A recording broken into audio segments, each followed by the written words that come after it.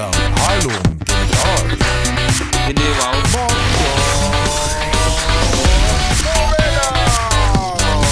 Yes, FM! Hi!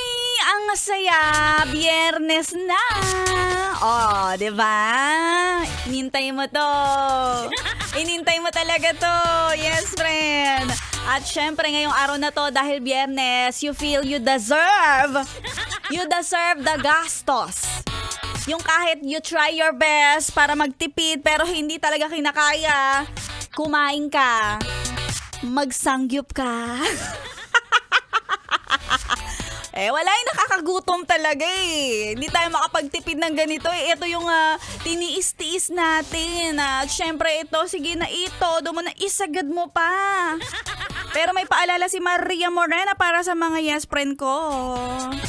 Huwag kang titikim ng masarap para hindi mo hinahanap-hanap.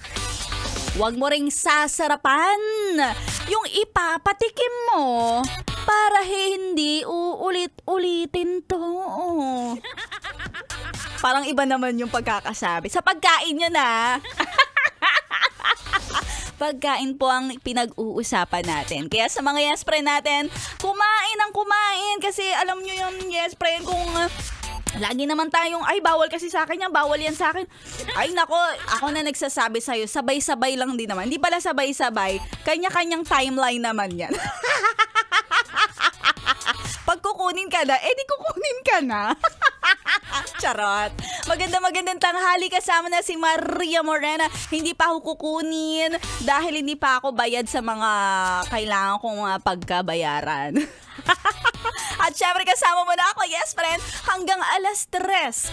Dito lang sa iyong pinapakinggan, 101.1 Yes FM.